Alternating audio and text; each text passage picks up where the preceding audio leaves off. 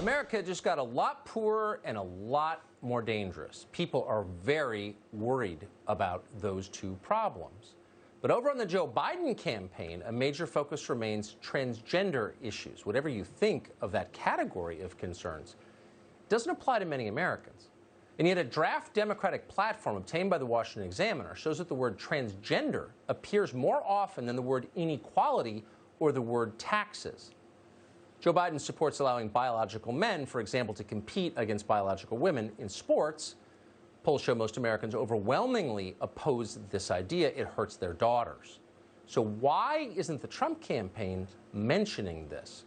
One campaign claims men can get pregnant, which is insane, and the other campaign doesn't say anything about it.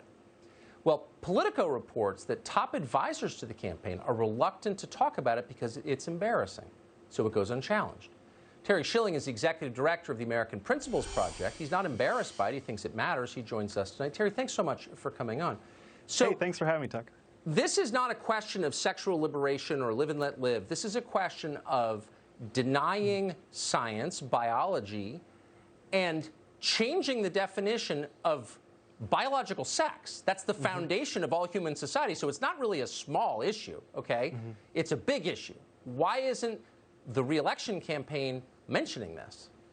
Look, Tucker, the thing about this issue is, frankly, I don't know why people aren't picking this up.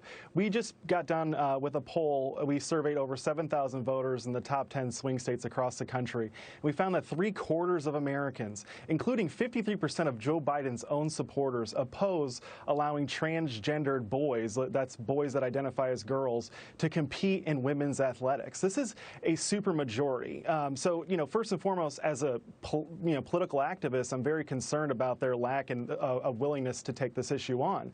But frankly, as a father, Tucker, I've got 5 kids, and hopefully my wife will give me 4 or 5 more. But my 2 oldest are girls. And frankly, the idea that these guys are going to allow my daughters, who are both athletes, have their scholarships and their athletic opportunities taken away, it's incredibly stupid. And we need to push the Republican Party to run hard on these issues because there's no losing this whatsoever.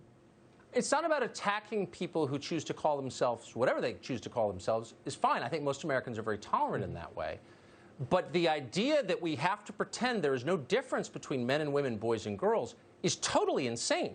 So why would we sit back and let people force us to nod as they say something we all know is false?